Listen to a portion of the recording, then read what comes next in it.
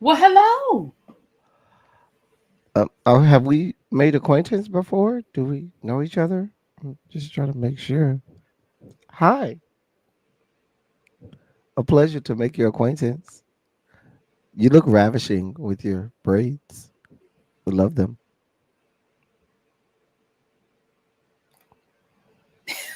Cannot with you. I cannot. Hey, everybody. How y'all doing?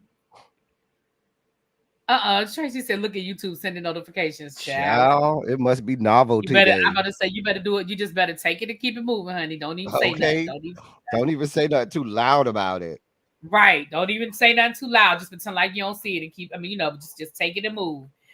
Take it and move. So, you guys, we are here. It's been a while. Life has been life in. And we was vacationing. We tried. El Teddy wanted to do a show. I was on vacation, but maybe I just wasn't in the mindset. I ain't gonna lie She to didn't you. want to do one. It was not me I this did. time. I said it was me. I'm telling you, it was And I me. sent her articles too. I said, here we go. She looked at me. Mm-mm. Mind you, she went live like 38 times while she was in First of Turks and all, Caicos first with of other all, I did stuff, not. but I didn't went want live to. twice. I went live twice. 39. Twice. Ask And Tracy. one Ask Tracy. I fell asleep on. So that don't even count. Did. Oh, that counts. Oh, it absolutely counts, ma'am. Because people were sending me text messages and I was asleep. That's I how was y'all should downstairs know that I asleep. wasn't in the mindset. Child. But anyway, so even though we've been gone, the world has kept on moving and the foolishness and uckery has continued in the world of education. So we are here to discuss the things with you that we feel like you need to know. It's funny, the workshop that I'm in, I'm doing like a little workshop thing. There's Uh-huh. they put us in breakout. Are you listening to me? I'm listening. Oh, they put us in breakout groups, and one of the guys in the breakout groups, he teaches at a micro school.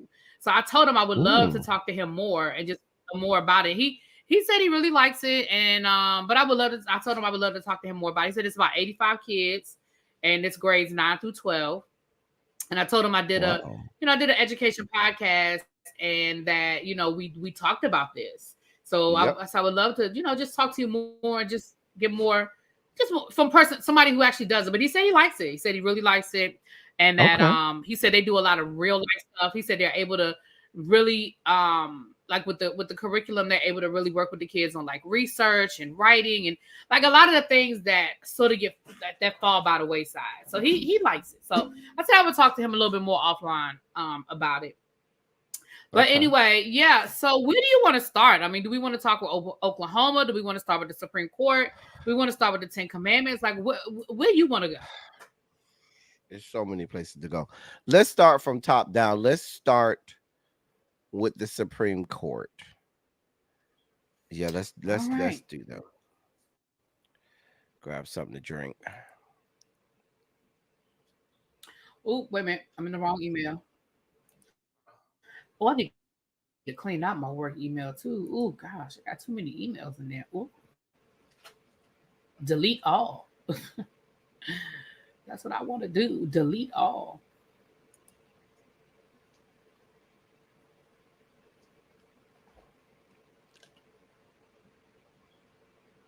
Sorry, y'all. My computer is moving really slow. Trying to get my email pulled up.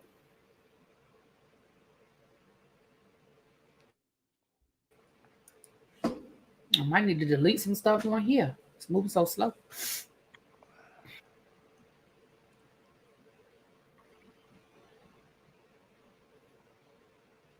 Oh my goodness. Sorry, y'all. I had the wrong email pulled up. Um, but anyway, yeah. So while that's doing that, if not, I just have to go to my phone. Sheesh. Why is it taking? Okay, here we go. I'm about to say, why is it taking so long? This thing to pull up. Um, Supreme Court. What the Supreme Court Chevron decision means for schools. It's coming from USA Today, and it is loading as we speak. Yeah, I might have to restart or delete some stuff. Why is this thing moving so dang nabbit slow? All right. Okay, here we go.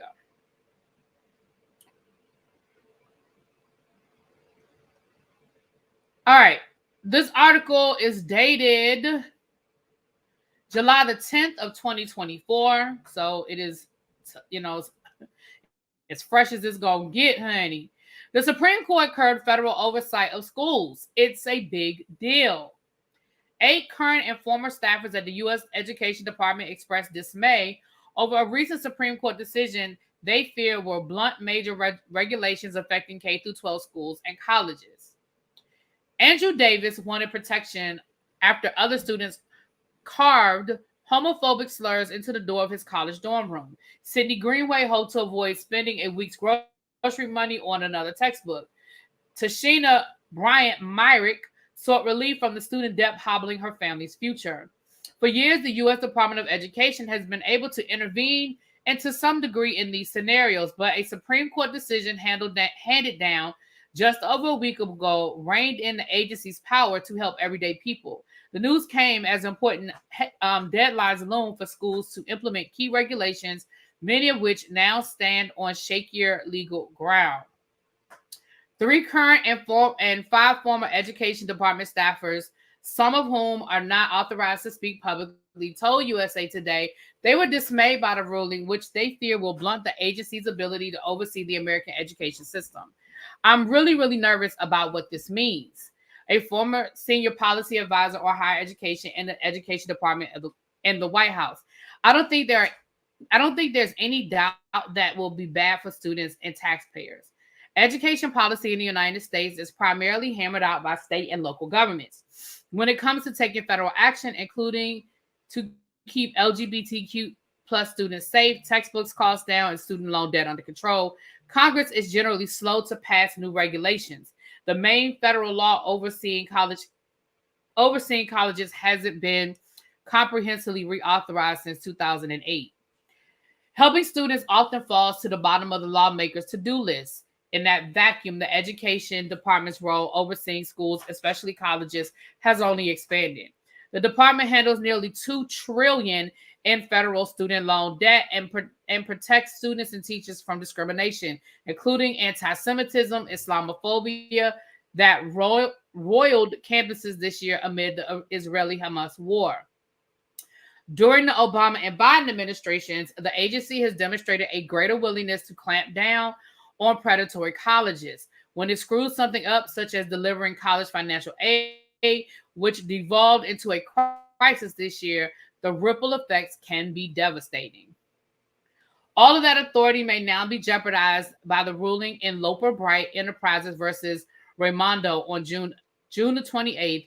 The higher court's conservative justice rejected a 40-year-old precedent known as Chevron deference, a standard set by the 1984 case Chevron versus National Resource Defense Council, which gave federal agencies latitude to clarify ambiguous laws passed by Congress. On the heels of a different verdict that would preclude those same agencies from imposing fines, the justices dramatically recast the balance of government power away from the executive branch. Officials immediately began panicking that the Education Department might lose some of its capacity to address real-life problems through regulation.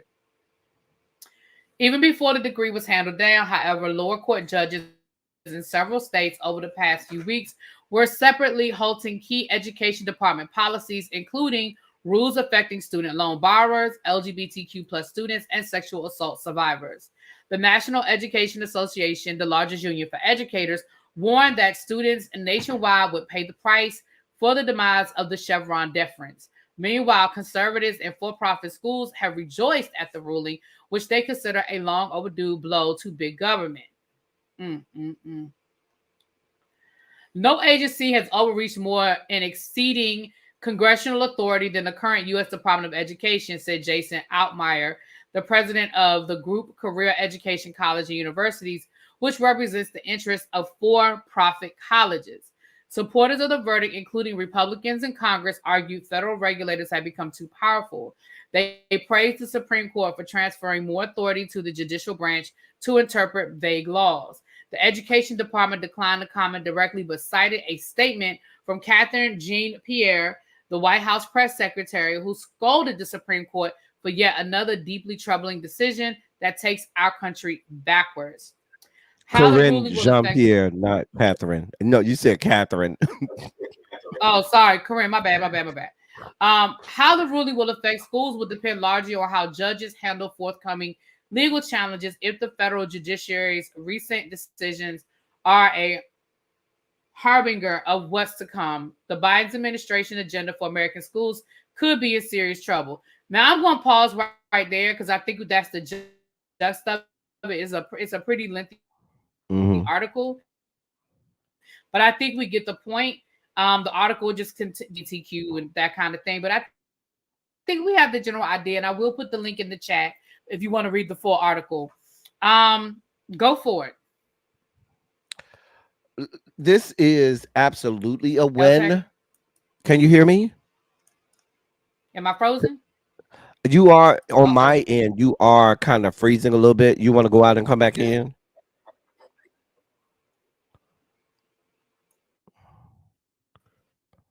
Because on my end, you're kind of freezing and roiding out. But I don't know if it's just me. In the chat, is really be freezing or, is her audio and video okay or is it just me? Somebody could let us know in the chat.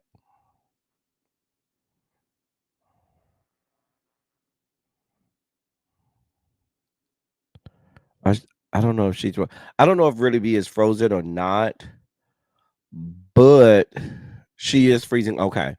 But what I will say is this to add to the commentary is this.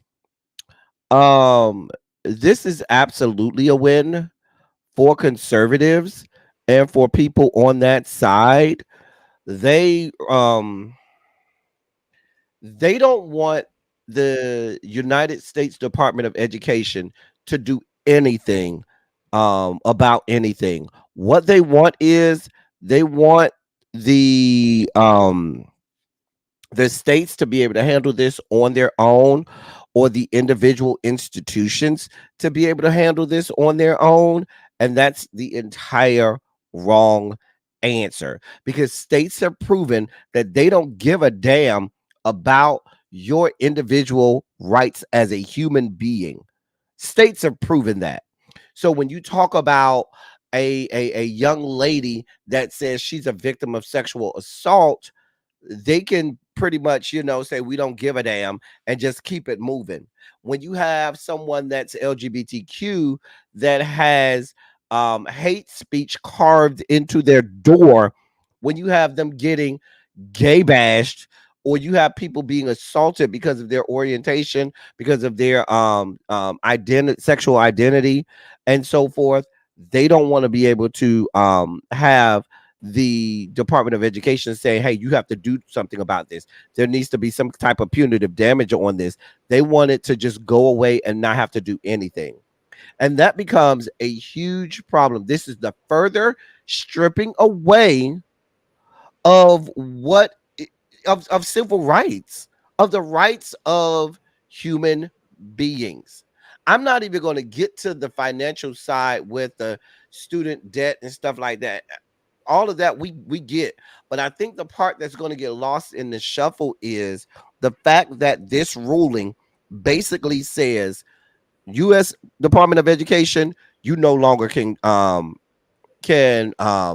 step in and dictate to K through 12 schools or colleges or universities that they're not doing the right thing, that someone's rights have been infringed upon or anything of that nature. And that's unfortunate because, like I said earlier, the states have proven they want no parts of doing anything to help people who have been wronged, to help mediate or make right any of these situations at all. They want to go on being racist, discriminatory, and bigoted as long as they see fit, and damn the federal government to come in. So much so, this is a win. This goes back to that case we did with Tennessee, really be. Remember when Tennessee said, we're going to refuse federal funds because we don't want the federal government injecting itself into what we do in our states?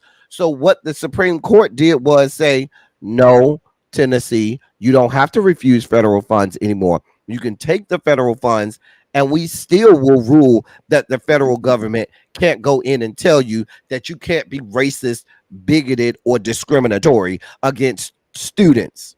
That's what this essentially did.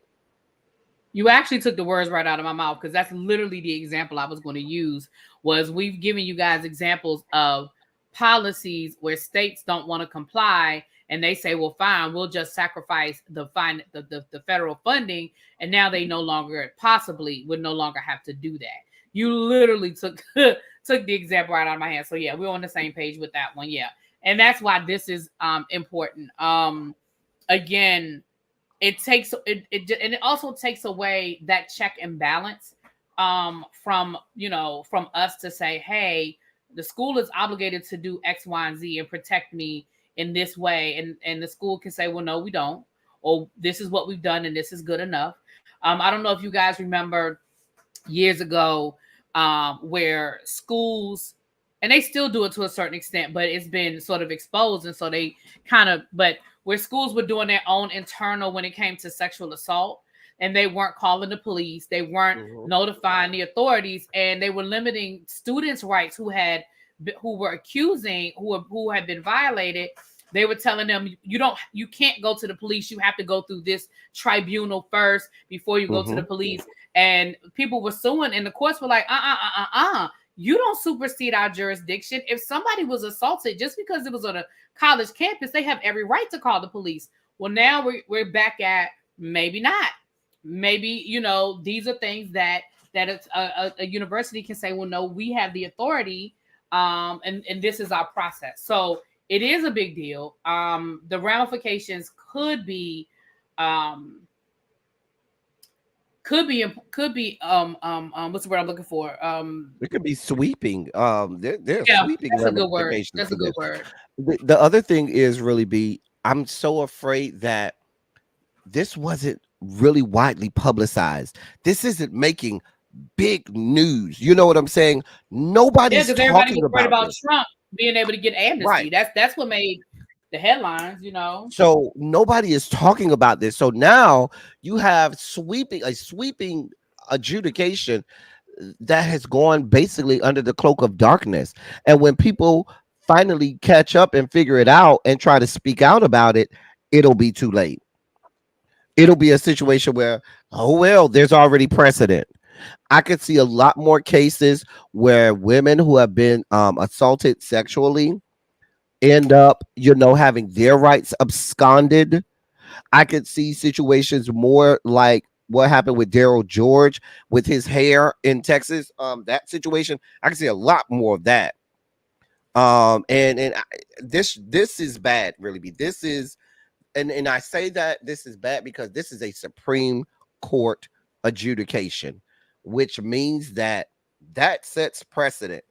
And I shudder to think what slippery slope we've started down with this. Yep. Well, we will keep you guys posted. Hopefully, I don't even know what to say hopefully about, but we will definitely keep you guys posted. Where you want to go next? You want to go to South Carolina? Let's do Oklahoma. Let's get them out of the way. God of mercy, God of love. Okay. All right, let's get to Oklahoma.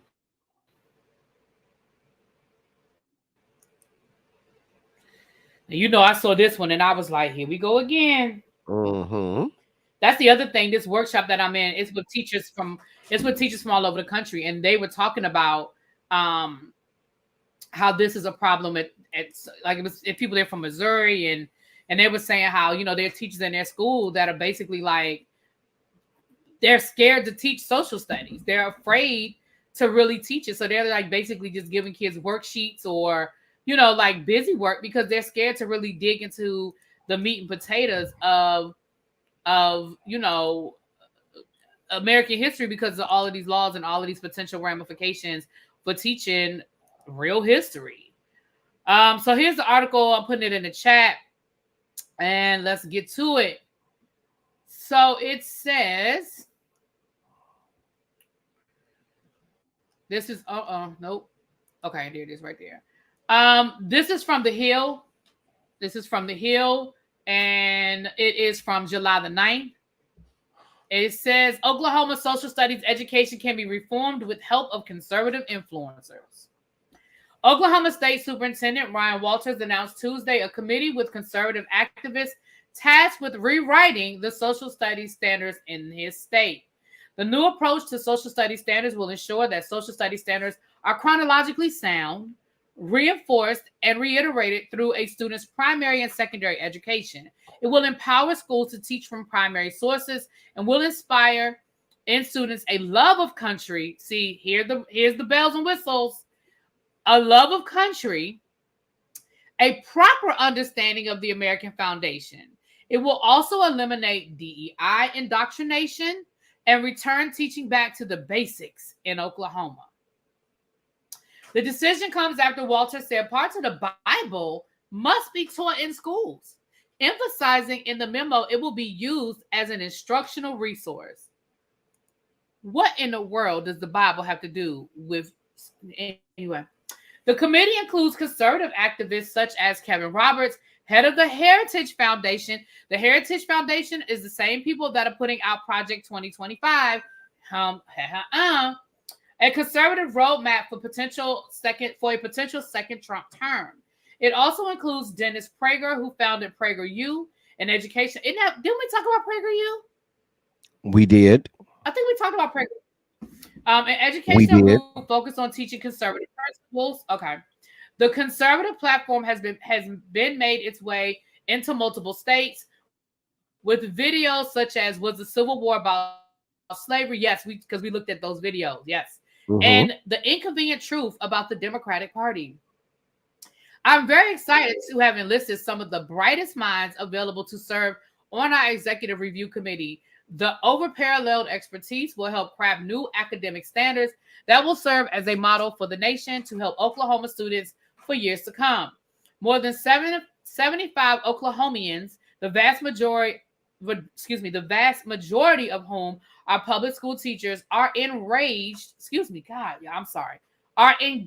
in updating our academic standards. The members of the committees were blasted by Oklahoma House Democrats as extremists. His executive review committee is made up of extremist Republicans who are seeking to strip Oklahomians of their right to freedom of religion and a well-rounded public education, said House Democrat leader Cindy Munson. And that is the end of the article. Let me make sure. Let's see. The way it ended was sort of abrupt, but yeah, that was the end of it. It just left it with that quote at the end. Like it was no. I'm gonna let you go first. This is your wheelhouse. Honestly, I don't even know what to. Yeah, I think I have a delay. I apologize. Honestly, I don't even know what to say. I mean, once again, you heard the cat calls.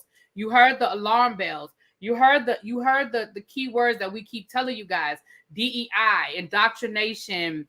When they said a strong American foundation. What is that American foundation exactly? Like, whose American foundation are you talking about? Because, again, if I worked in Oklahoma, I would just how could I do my job? You don't want me to teach the real. You don't want me to tell students. Here's the thing. At the beginning of the year, I tell my students, I said, listen, U.S. history is ugly and everybody gets it. Before we get done, everybody, except for, the general Anglo-Saxons, everybody gets it. We're going to talk about it. So we get it the worst, but everybody gets a piece. And that is how we have to teach American history, because it's ugly. That is just it. But it's ugly. There's no pretty way to teach U.S. history and be true to the subject. If we're going to do that, we might as well just stop teaching and just teach the kids the Pledge of Allegiance and tell them to go on about their merry little way. Go ahead. I'm done. Because for them to always put language in these things saying they're against indoctrination, when that's exactly what they're doing. What this is it's so insulting. We talked really I'm so sad that we called this out at least 2.5 years ago, that education as we know it in these yet to be United States of America is about to go to hell in a handbasket. Nothing we know to be true and sound education and pedagogy is what we're about to have in this country. And that's unfortunate for the next generation of students that are coming through the what's known as the education system here in these yet to be United States of America. It is sad. It is they will not have a grip on what is real and what is not real. I mean, if you couple the fact that they're giving false truths about what really happened, couple that with AI and the chat GPT and the fact that we have to factor in the fact that computers will do everything for them and AI will do everything for them and there'll be no real cognitive thought. What type of person are we producing? What type of a adult will we have entering the workforce 18 years from now, 20 years from now? Like literally, what type of citizen will we have entering adulthood and the workforce in these yet to be United States 20 years from now? That's what I want to know. Because I'm scared to see what's going to be happening 2 years from now, much less 20 years from now. Like it's not a good prognostication on this country when we start to hear these things. Didn't we have 2 Oklahoma articles? No, we didn't. No. Mm-mm. We had the one that I sent you when we were out of town. Yeah.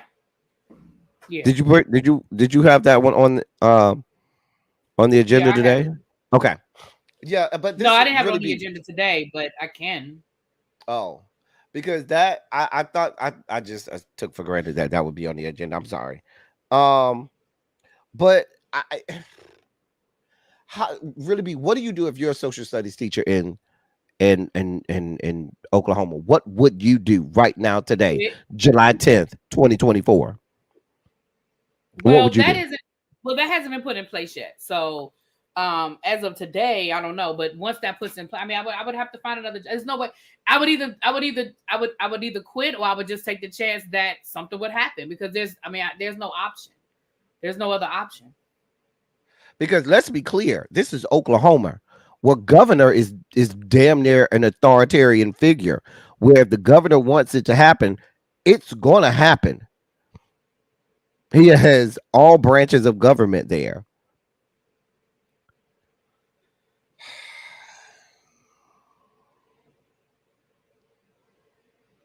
It's But they sad. want to know why they can't. But then they want to know why they can't find teachers.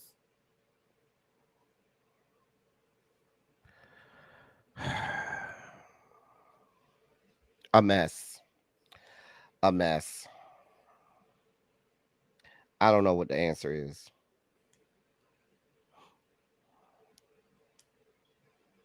Yeah, I don't know Um, what the. I mean, honestly, I don't know what the answer is because, like you said, he's in a position where he's going to get what he wants. So I don't know what the exactly. answer is. I Oh, he's don't. going to get it. Yeah, I don't know what the answer is. Um, I don't know. I don't know. Hey, Des. Hey, Des Boo. Yeah, I mean, the reality is, if I were working in the state of Oklahoma at this point, I mean, and like all seriousness, you guys, I would have to take a very serious look at: do I take the risk of continuing to teach this class the way I know it should be taught and run the risk of getting fired or worse? Because we've talked about the laws in Florida. We talked about the laws in some of these other places where it's potentially, I think there was a school, I mean, there was a place where librarians were running the risk of being arrested if, there were books that they didn't pull from the shelves when they were supposed to pull them. Same thing with teachers in Florida and some other places with the books. So, I mean, I may run the risk of not just losing my job, but maybe even looking at criminal prosecution. Like, that is a legitimate concern. So I would have to take a very serious look at what my future is going to be. And I would be interested to know where Oklahoma teachers rank in average salaries. Mm. Because I bet you they don't rank high. So you probably already aren't paying these people enough to begin with. And now you putting them in a position to say, well, I could just walk away. It's a sad state of affairs, and you got all of this going on. We still ain't heard from Miguel Cardona. Hell, we got a Supreme Court ruling. We still ain't heard nothing from him or the Biden administration. The Biden administration doesn't even mention the word education. Let's just be clear.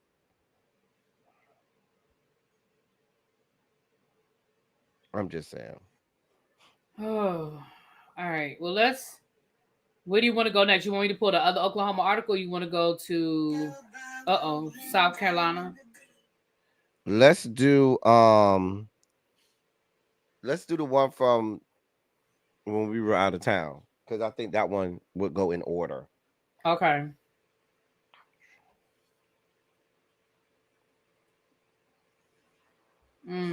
It's funny. I had to get used to not calling you by your legal name. Because I did it all last week.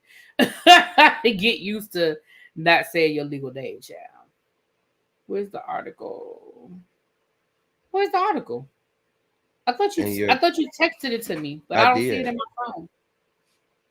I don't see it. I can Hold read it on. if you need me to. Let me make sure. Yeah, I don't know why it skipped. Maybe you put it in a group chat with me and Abby because I don't see it in the one-on-one between me and you. Yeah, if you could read it, that's fine. Okay. Hold on. Yes, Diz, we coming down to your state, Des. Yes, sir.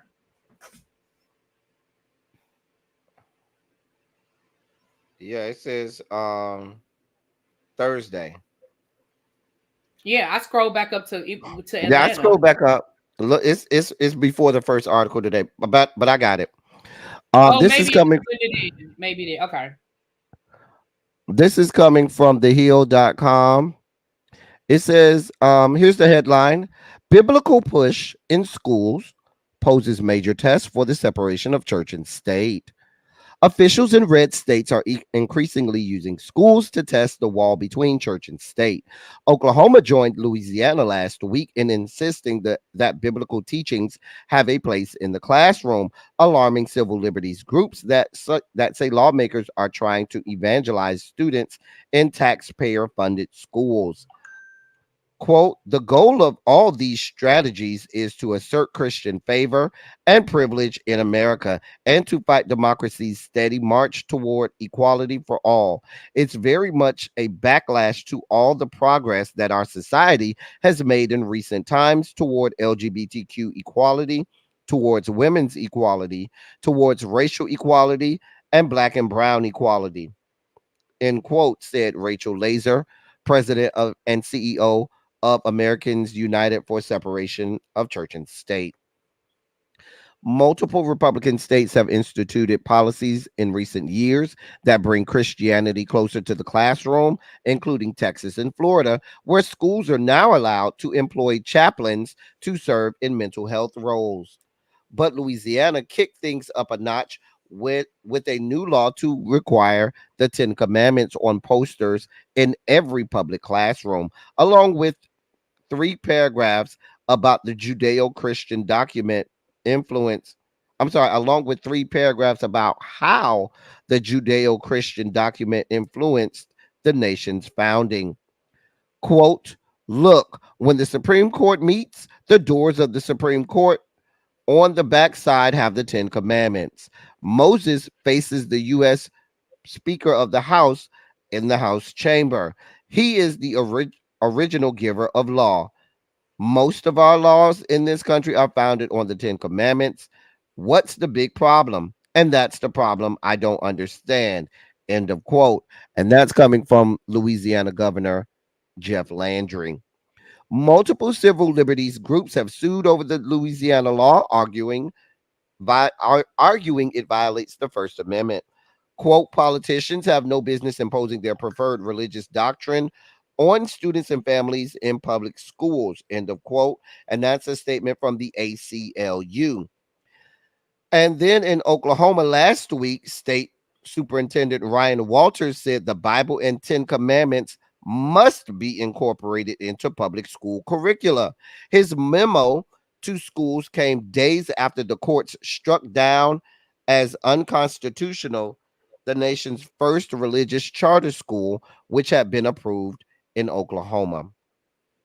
Quote, I think in our law, it's pretty clear for a while that there's a line between using the Bible as a part of a broader education about history and literature, which is okay, but distinguishing that from officially using the curriculum for religious formation, religious instruction, and religious evangelization, in the quote, said Richard Garnett, director for the program on church, state, and society at the University of Notre Dame Law School. He went on to say, quote, if you're going to have the Bible in the public schools, whether it's Oklahoma or anywhere else, I think schools are going to have to be sensitive to the fact that this line exists and they need to be careful not to cross it.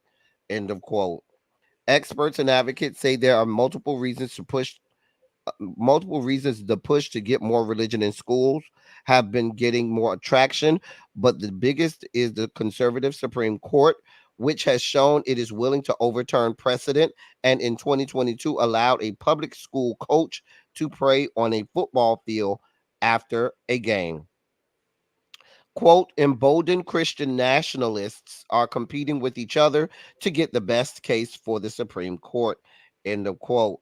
And that's another quote from um it does I don't even know who that's from. Laser. I don't know who that is, but that was a quote from one of the sources from before. But advocates for religion in schools have pointed to the tremendous historical impact of the Bible and its teaching on Western culture and government. According to Greg Shafwin, legal counsel for Alliance Defending Freedom, quote, the Bible has influenced human history for thousands of years. It played a significant role in the development of Western civilization, from literature and the arts to our laws and form of government. The Supreme Court has recognized that public schools can constitutionally use the Bible in the study of history, civilization, and more. It is natural that Americans want to preserve this pillar of our society as part of this public square and ensure that students are equipped with the basic biblical literacy necessary to fully appreciate and understand our culture and history. End of quote. The focus on how Christianity has influenced the U.S. and its culture can be one way to get it into lesson plans, but laws such as the one in Louisiana pose a steeper climb, said Neil McCluskey, director of the Center for Educational Freedom at the Cato Incident. And that basically is the whole article. They just go on and on talking about separation of church and state. Our resident guru on all things social sciences, who this would affect probably most grossly. What say you? I am confused as to how they're getting around separation of church and state when it comes to this whole Bible and the requirement in the classroom. Now, I understand if you're teaching ancient history. I even understand if you're teaching world history. But there's no place in U.S. history where the Bible should be a primary source. First of all, the Bible's not a primary source. So we don't want to go down that road. But I've been teaching U.S. history for a really, really long time. And I can't think of a unit where I need to use the actual Bible to teach anything in U.S. history. Like I said, if I were teaching ancient history, I can see where, again, I don't need it as a resource, but I can understand where it might come into play. World history, sure. But if we're going to do it, then we got to do the Quran. Then we have to do the Torah. Because if we're going to talk about how religion has impacted history, that's a valid unit. But we got to bring in more than just the Bible. Right? Right. So again, I'm back at where we started with that last article. I don't know, because Des Hop said the same thing. I honestly do not know how legally, outside of outside of, we know where we are in this country right now with stacked courts and that type of thing. But just off of GP, I honestly don't know how they're getting around separation of church and state. Here's what I hope in a perfect world, and I know we are far from it. Here's what I hope, and let me get through it. I'll tell you before you laugh. I hope that we're able to keep the White House, and that some of these cases can be legally challenged. And I know we're dealing with I know the Supreme Court we're dealing with. I get it, but it just seems to go against the very tenet of separation of church and state. I don't know. But they're going to have to be legal. These cases, these things are going to have to legally be challenged. I agree with you. These things are going to have to legally be challenged. The part that is almost laughable, but at the same time disheartening is, and we just said this, if you keep the White House, if you win over both chambers of Congress, Congress and the White House have been mum's the word on all things education. All of these cases over the last 4 years really be that you and I have been talking about, these egregious things that have been happening. The White House hasn't said a single word about these egregious things going on. Miguel Cardona, who's the Secretary of Education, has not said a single thing. Congress has not done anything. They haven't said anything about it. They haven't done anything about it. They haven't sounded the alarm about it. So even with that being said, I have no faith and hope that if everything panned out smoothly and we got everything we wanted, that anything would change, because they haven't shown that they have the wherewithal to even mention what's going on in education, much less do something substantive about it. They haven't shown any sign that they could, and that's what's so scary. They're literally sitting by, twiddling their fingers while we see the diminution and erosion of all things true and real education in this country. And it is a sad thing. And when the story is told and the history books are written, it will go down that it was during this administration that we saw such an erosion and diminution of what we know to be education in this country. And it's a sad thing. And like I said, it is going to have to go down to the courts. And what does that mean, really, be? There are people waiting. That's what they want. Exactly. That's what they want. They want it to be a legal fight. Oh, we get to go to court about it? Great. Because they know they have people waiting. Exactly. And that's why I was like, I know, but it's just, Congress doesn't have the balls to do anything. We're still waiting on Congress to do the George Floyd bill and the John Lewis voters' right bill. We're still waiting on that. Well, it's not. Well, I'm gonna push back. It's not that they don't have the balls; they don't have the votes. They've put those things on the floor. They can't get it passed. The Senate didn't even choose to pick it up. Because Senate didn't pick it up because they don't have the votes. They don't have the votes from their own caucus. No. What I'm saying is they don't even have the votes on their own caucus. That's the biggest problem. I'm not even counting the other side. They didn't even have the votes in their own caucus, which is so sad.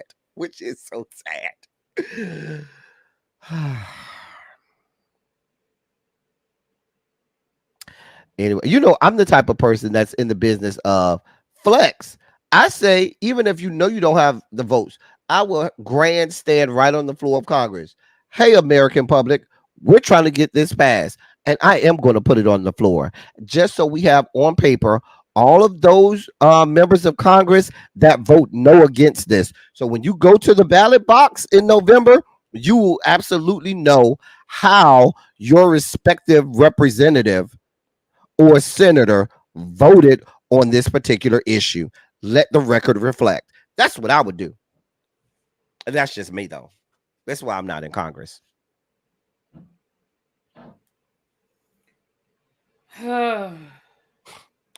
South Carolina, here we come. That's your state, Des. Them your people. That's down there with the Geechees. All right, you want to do this 10 commandments? I guess we have 15 minutes. You want to do this 10 commandments? Which 10 commandments? Then you wasn't that one of the articles you sent me about? Oh, you know what? That was the article I had. Never mind. I'm tripping. I did have that article. The 10 commandments, I did have it. I'm tripping. It blended in with the ones you sent me today. My fault. Oh. I did.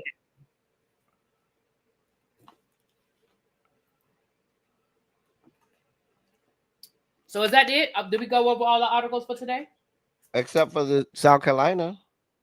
Oh, I'm sorry. That's the last one, South Carolina. That was the only one we were waiting for. I'm tripping. Lord have mercy. I'm tripping. Y'all, excuse me. Charge it to my head, not my heart. I'm all over the place today. Okay.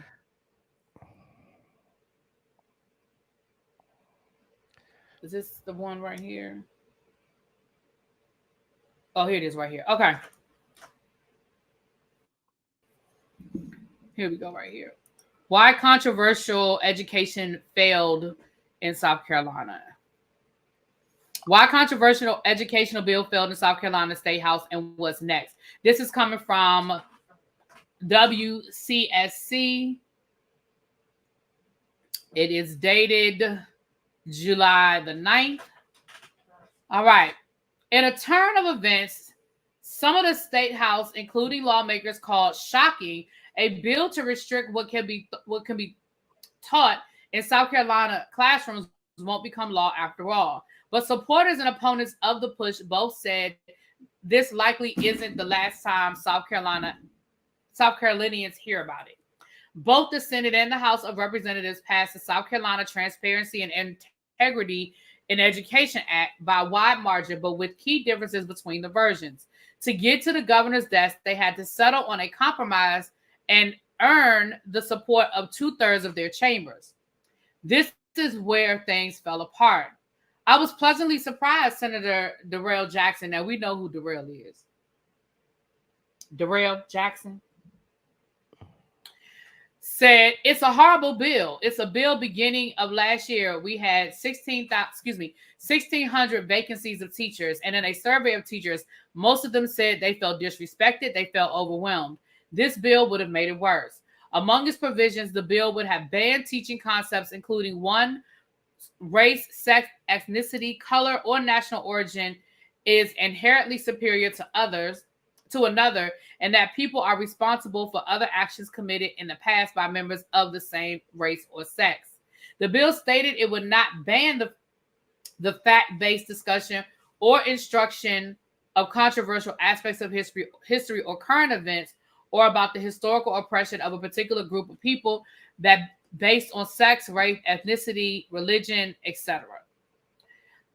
Teachers are going. That's an insult. You think we say that? You think we would do that? Jackson said of the concepts that would have been prohibited. Democrats uniformly opposed the bill over concerns this could lead to censorship in the classroom and a chilling effect on teachers. But Republicans argued it would have cleared up confusion on what was allowed in classrooms and what is not. Yeah, we've only been doing this for 200 years. Sure, we need you to clear that up for us. Great. I wish we could have done it this year to have gotten some clarity for parents and for educators, but it didn't happen, Senate Majority Leader Shane Massey said. But the provision that caused the most heartburn was the one from the House. It would have allowed parents to sue school districts if they disagreed with what was being taught, despite having remedies in the bill to allow them to work out their differences before any lawsuit was filed. You got to ask, what was the goal there? Because if the goal was about giving parents the ability to act on concerns, they already had it.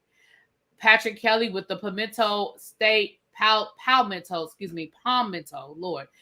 Teachers Association said, why do you need to sue a school district?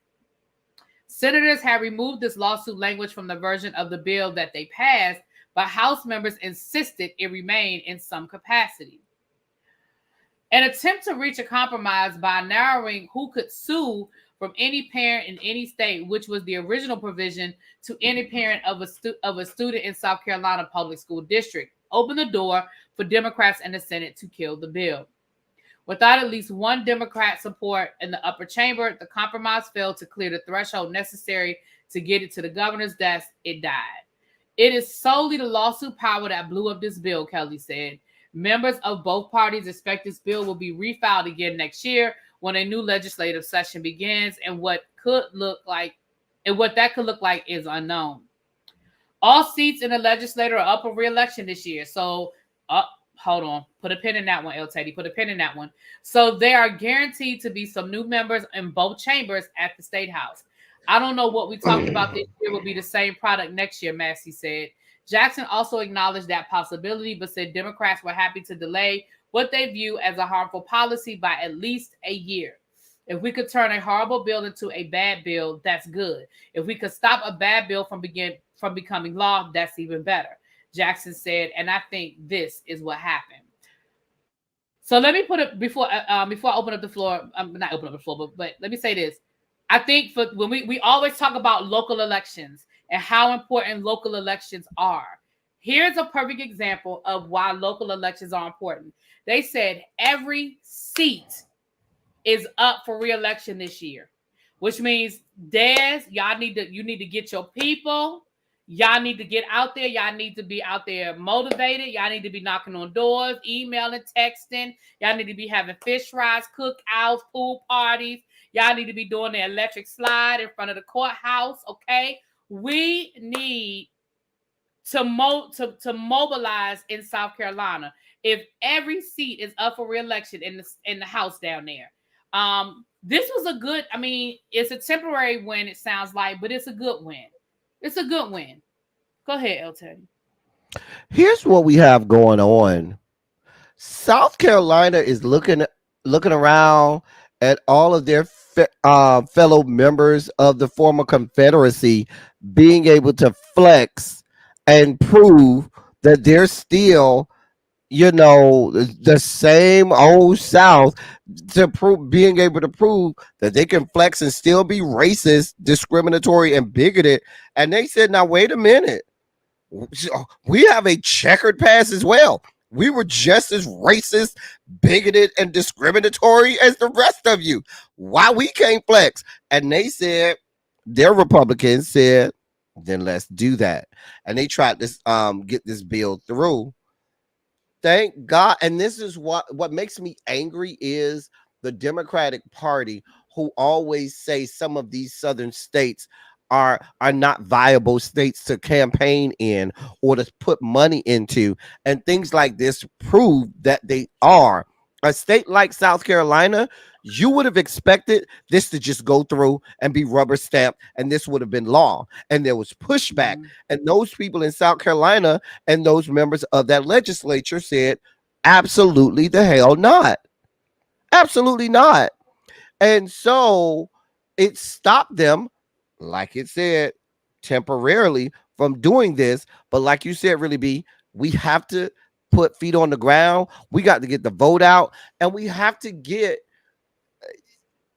Well, let me remove what I was about to say, because I was going to say we got to get the DNC to start to put money into this, but we have to understand that they're just not going to do that. They're just not, and we have to say. We have to think about our own selves. And like the Bible says, you got to work out your own salvation with fear and trembling. You got to go put feet to the ground, go knock on a door or two and say, this election is important. Damn what Joe Biden got going on. Damn what Washington, D.C. got going on. This is about us here in our state, because we got to do right by what affects us every day. And I just think that that's the case here, because I'm telling you, South Carolina wanted to be able to be another one of the states that said, we racist too. And they got stopped. But that's not going to stop them permanently. Trust me, they're going to campaign on this. The other side is absolutely going to campaign on this. And what they're going to sell to parents is, they're trying to take the parents' rights away from you. They don't want you to be able to sue the school when the school does something wrong, because we live in a litigious society. So a parent hears that, you might as well be telling them they're going to take their guns away. And they damn sure don't want to hear that. And I could see them running on that, and that being the linchpin that gets them to get people on that side out.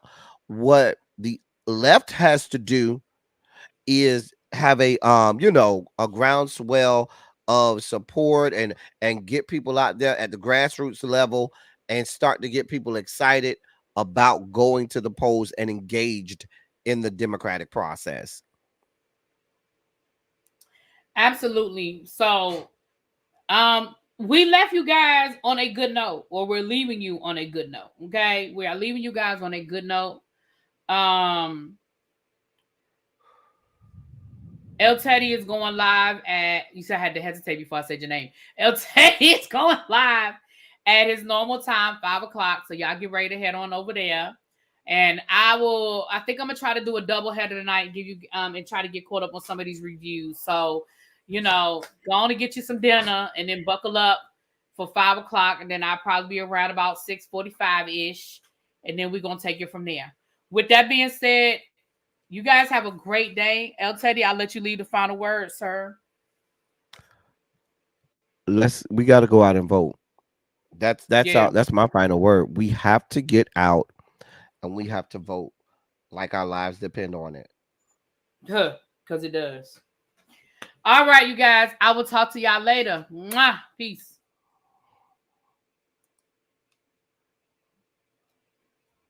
And my dinner is on its way.